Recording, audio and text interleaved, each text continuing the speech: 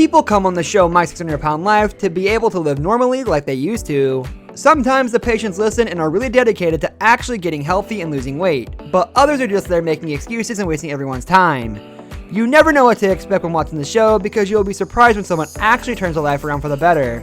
In today's video, we are going to show you some of the weirdest cases on My 600 Pound Life, so make sure you're subscribed and stay tuned. There are plenty of people who have been unsuccessful when being featured on My 600 Pound Life, but Penny over here is a special case of a quitter. She is one of the most standout, frustrating episodes. She hardly did anything to change her ways. Sure, she lost enough weight to get approved for the surgery, but that was about it. Then, after gastric bypass surgery, she just kept on eating the exact same way she was eating before and even attempted to convince Dr. Now that she was in fact losing weight, despite the scales in her food intake clearly saying something different.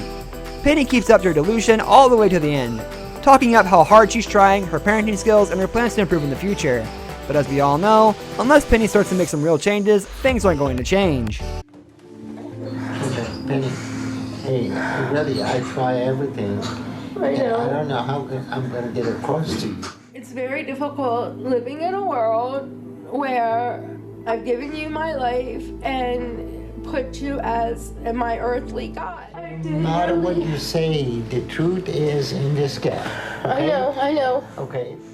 Penny lives in a false reality, and she chooses to overeat. She does. Pauline Potter was actually well known for her size already before appearing on season 3 of My 600 Pound Life. She had previously been confirmed as the heaviest woman in the world by the Guinness Book of World Records in 2011 at 643 pounds, and later appeared on Dr. Drew, stating that she had lost about 100 pounds and wanted to lose more. Pauline was also featured on the British show Super Size vs. Super Skinny. Warning, this supersized guest telling about the dangers of getting to her size. When she appeared on My 600 Pound Life in 2015 at 678 pounds, Pauline expressed the true extent of her sadness at how she could hardly do anything for herself. We saw some of the deeper details of her life and how it affected both her and her 21-year-old son Dylan, who took care of her full time.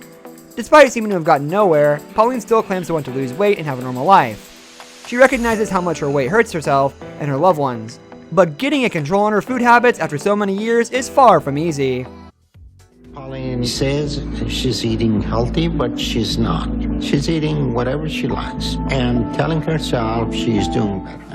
I was calling about Pauline Potter. She said that nobody called her. We did, sir. We called her 3 times, and she said she didn't need us, and she had someone else helping her. She turned us away each time we called. Pauline, I got the message from physical therapy. They said that they called you and you told them you have somebody else coming in, that you don't need him.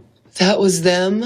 I thought it was about something else. No, they're specific. We all love to hate Stephen Asante from afar, but unfortunately his brother Justin was forced to deal with him firsthand. There are a lot of unhealthy family relationships on the show, but Stephen's abusive treatment towards Justin that apparently began in childhood and continued throughout the show is one of the more saddening cases.